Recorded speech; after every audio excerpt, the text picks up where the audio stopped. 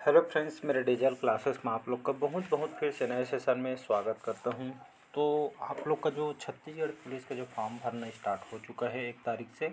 इसका जो last date कब होगा तो 15 फरवरी का जो है इसका लास्ट डेट होगा। और यहाँ पे फॉर्म को कैसे भरना है अपलोड कर दी हूँ वीडियो को। तो फॉर्म को बढ़िया साफ साफ भरिएगा, यहाँ पे मिस्टेक मत करिएगा, फॉर्म रिजेक्ट भी हो सकता है।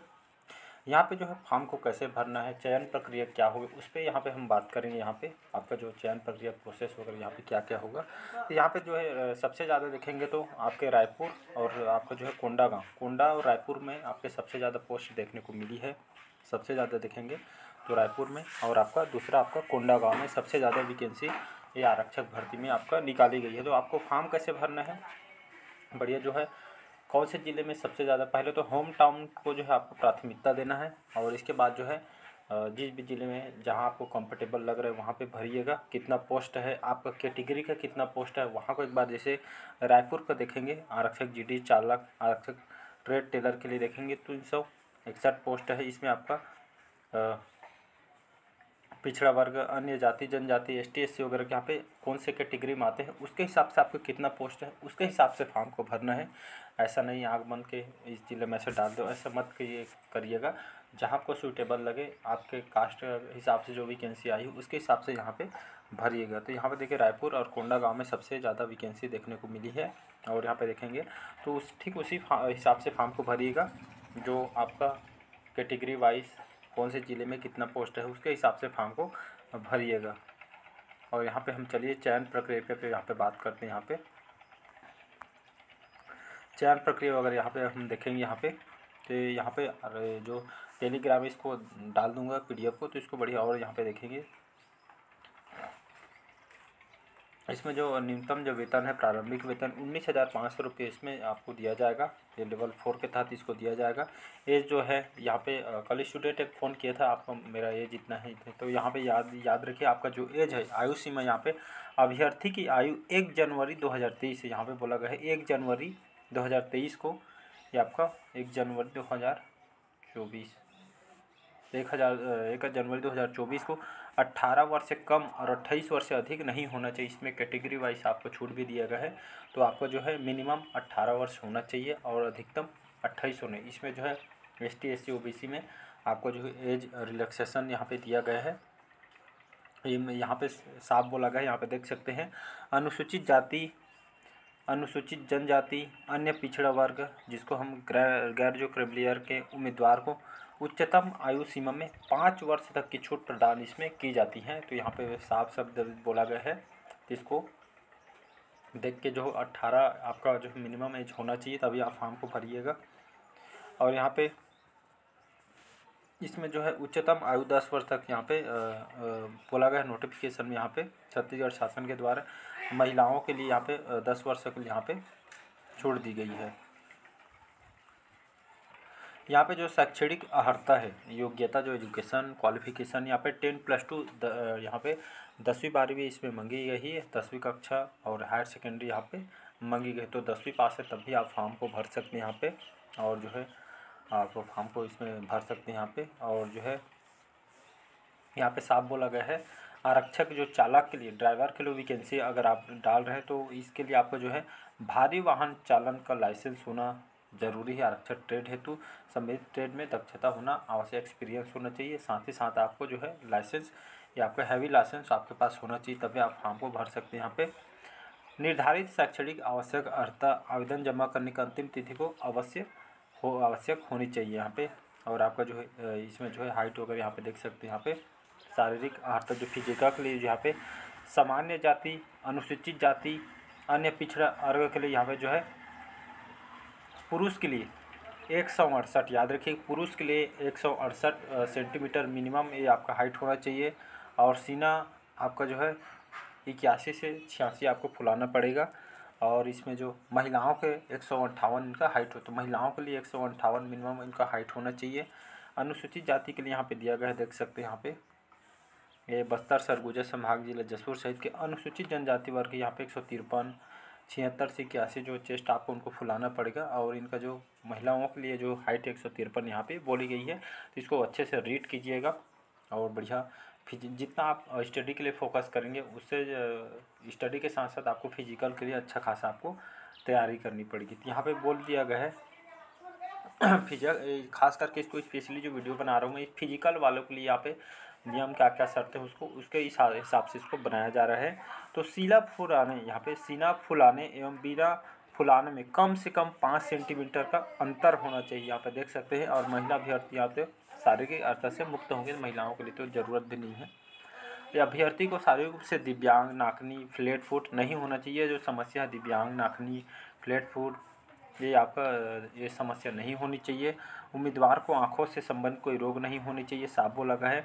आँखों की दृष्टि बिना चश्मे के आँख से 6/9 तथा दूसरी आँख से बिना चश्मे के 6/12 से कम नहीं होना चाहिए। इसके जो क्राइटेरिया है ये इंपॉर्टेंट जो फिजिकल के लिए आप तैयारी करेंगे तो ये सभी नियम को आपको पता होना चाहिए। मुख्य रंगों से भेद करने में उम्मीदवार का सक्षम होना चाहिए, जो आपका रंग वगैरह है पहचान आपको आनी चाहिए। यह है इसके जो महत्वपूर्ण जो फिजिकल के आपका इम्पोर्टेंट है। तृतीय लिंग वर्ग के अभ्यर्थी को प्रमाण पत्र में पुरुष उल्लिखित होने पर पुरुष अभ्यर्थियों के लिए यहाँ पे निर्धारित मापदंड, महिला उल्लिखित होने पर महिला अभ्यर्थियों के लिए निर्धारित मापदंड यहाँ पे लागू होंगे। तो ये जो है आपका थर्ड जेंडर वालों के लिए है। इसके बाद देखते हैं चयन प्रक्रिया। चयन प्रक्रिया बहुत इंपॉर्टेंट है। आपका चयन प्रक्रिया क्या क्या इसका प्रोसेस है ये इंपॉर्टेंट है। तो चयन प्रक्रिया जो है इसमें देखेंगे, चयन प्रक्रिया विभिन्न चरणों में संपादित की जाएगी। आरक्षक जीडी के लिए अभ्यर्थियों के लिए दस्तावेज जांच, तो आपको जो पहला है वेरिफिकेशन होगा। तो वेरिफिकेशन के लिए आप साफ साफ बता रहा हूँ 10+2 10वीं 12वीं आपके पास होना चाहिए। साथ ही साथ रोजगार कार्यालय में ये जो है पंजीयन होना चाहिए, आपके पास रोजगार पंजीयन होना चाहिए। साथ ही साथ जो है आपके पास 10+2 मार्कशीट 10वीं 12वीं मार्कशीट होना चाहिए। निवास प्रमाण पत्र होना चाहिए, यहाँ पे लिख देता हूँ 1 मिनट। पहले आपका 10वीं की मार्कशीट, 12वीं की मार्कशीट, और थर्ड में आपका जो है निवास प्रमाण पत्र होना चाहिए। चौथा आपका जाति होना चाहिए। पांचवा जो है आपका जाति, आय जाति और निवास हो गया। और आपका जो है इसमें जो है आपका जो है ये चारों जो पांचों है खास करके यहाँ पे ये सभी जो है इम्पोर्टेंट है।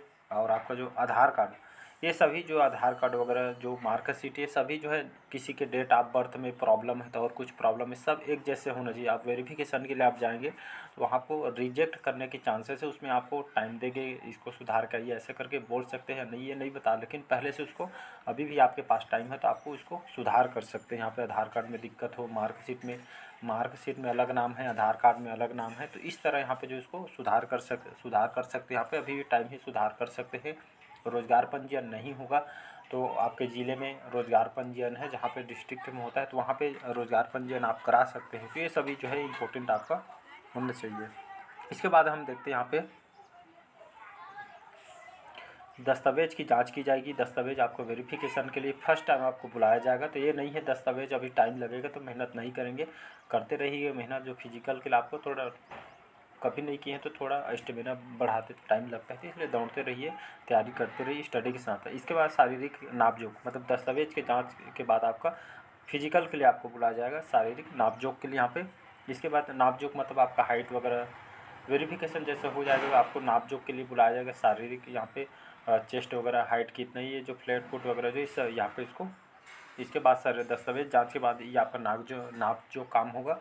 इसके बाद शारीरिक दक्षता परीक्षा, शारीरिक जो फिजिकल के लोग इसमें जो आपका लंबी कूद, ऊंची कूद, गोला फेंक तीनों है। कौन कौन सा? लंबी कूद, ऊंची कूद, गोला फेंक। तैयारी करते रहिए साथ को एक साथ यहाँ पे। और यहाँ पे बोला गया है 100 मीटर दौड़ और आपका 800 मीटर। आपको जो 100 मीटर का एक बार दौड़ना पड़ेगा और 800 मीटर का 2 बार आपको दौड़ना पड़ेगा। मतलब ये आपका 100 मीटर का एक दौड़ होगा, 800 मीटर का एक दौड़ होगा, मतलब 2 बार आपको दौड़ना पड़ेगा 100 मीटर और 800 मीटर। और इसमें जो है आपको कितना नंबर दिया जाएगा? तो इसमें जो है आपको 100 अंक, इसमें जो है आपको 100 अंक और इसमें दिया जाएगा। और साथ में जो है लिखित परीक्षा रहेगा, तो याद रखिएगा। तो ये आपका 100 अंक का लिखित परीक्षा होगा। पिछले बार 2018 में जो क्वेश्चन पेपर मैं कवर करा दिए तो उसको जाकर देख सकते हैं। तो 100 नंबर का आपका पेपर होगा। इसमें जो स्पेशल जो सिलेबस इसमें नहीं बताया, लेकिन इसमें आपका सामान्य ज्ञान, बुद्धि क्षमता जिसको हम रीजनिंग बोलते हैं, जिसको जीके, विश्लेषण क्षमता, अंकगणित, ये आपका जो है ये आपका फिजिकल ये आपका 100 नंबर का होगा। 100 अंक का आपका पेपर होगा। तो अंकगणित जो है जैसे पीछे सिलेबस पे अभी मैं बताऊंगा सिलेबस आपको क्या क्या पढ़ना है। तो 100 नंबर का आपका फिजिकल होगा, 100 नंबर का जो है आपका ये आपका पेपर का होगा। तो इसी हिसाब से बढ़िया तैयारी कीजिएगा। और यहाँ पे जो है इसके बाद ये तो आपका चयन प्रक्रिया में हो गए, आरक्षक जीडी का हो गया, आरक्षक जीडी वाले को लिए हो गए। इसके बाद देखते हैं ड्राइवर जो चालक वाले को, ट्रेडमैन वाले हैं। तो आरक्षक चालक, आरक्षक ट्रेड के लिए जो स्पेशली इन लोग इसमें फॉर्म डालेंगे उन लोग के लिए है। दस्तावेजों की इन लोग भी जाँच, शारीरिक नाक-जोक होगा, शारीरिक दक्षता परीक्षा। पुरुष अभ्यर्थियों के लिए 1500 मीटर, यहाँ पे जो है देख सकते हैं यहाँ पे इन लोग को जो है 15 मीटर का यहाँ पे रनिंग इनको करना पड़ेगा। महिला अभ्यर्थियों के लिए 800 मीटर का रनिंग, यहाँ पे महिलाओं के लिए भी 800 मीटर के इसमें रनिंग, पुरुष के लिए 1500, महिला के लिए 800 मीटर रनिंग किया जाएगा। लिखित परीक्षा 100 अंक, तो लिखित परीक्षा भी इन लोग का 100 अंक का होगा। साथ ही साथ ट्रेड टेस्ट होगा, मतलब जैसे आप ड्राइवर के लिए डाल रहे हैं तो आपको जो है आपको जो है चला के बताना पड़ेगा। इससे इसका आपको स्किल टेस्ट या आपको ट्रेस्ट टेस्ट यहाँ पे लिया जाएगा, जिसमें आपको 25 अंक इसमें आपको दिए जाएंगे। तो ये प्रोसेस है, पूरा डिटेल आपको ये पता होना चाहिए, बढ़िया तैयारी कीजिएगा।